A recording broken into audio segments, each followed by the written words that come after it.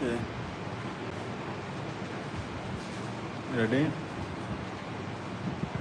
Start.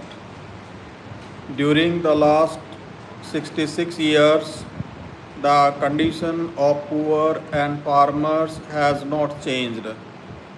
The growth rate of our country, which should have been at 4% per annum, is languishing at 2.5%. The experience of past 66 years bears testimony to the fact that the areas which have got irrigation facilities have prospered. Western Uttar Pradesh, Punjab and Haryana are some of the examples in this regard. The government has failed to utilize the mineral wealth of the country and has opted to adopt auction route to sell it at throwaway prices. Had we made investments in construction of roads, development of railways and irrigation facilities instead of launching populist programs for the poor, our country would not have come to such a pass. The land of our country is very fertile and we have vast mineral wealth, and still we have come to such a state of affairs. I would like to know as to what efforts have been made by the government to improve agriculture during the last 9 to 10 years. The government wants to change the country by blindly following the policies of America and Europe, even as the economic models of those countries are being challenged. The road to development of our country goes through the development of villages. I am witness to the constantly falling value of rupee. As the rupee is sliding, so is the slide in share market. The credibility of the government is falling.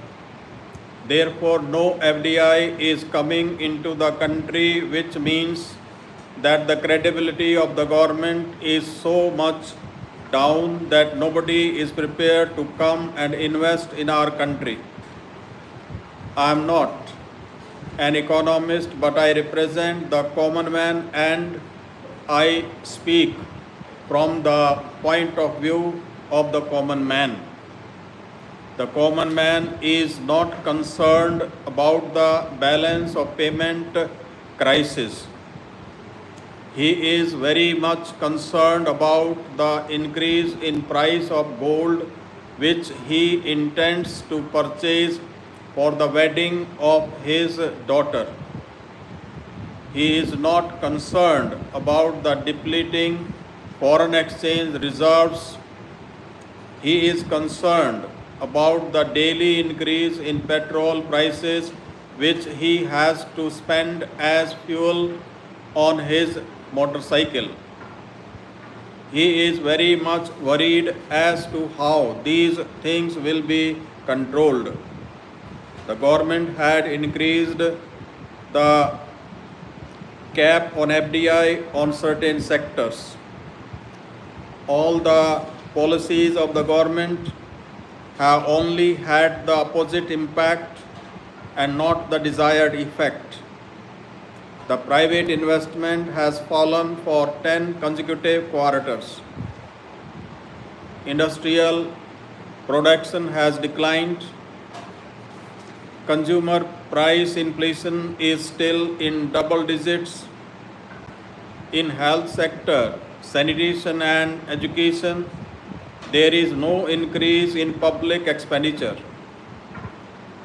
Growth has slowed to a 10-year low. Government has failed to create an atmosphere in the minds of the investors to give confidence so that India is a safe place for investment. Every act of the government is scrutinized by the judiciary. How will the people have confidence in this country to invest? What has happened in telecom sector? Vodafone will happily get out of this country. I want the government to be strong enough to create confidence in the minds of the people. I come from the state of Tamil Nadu.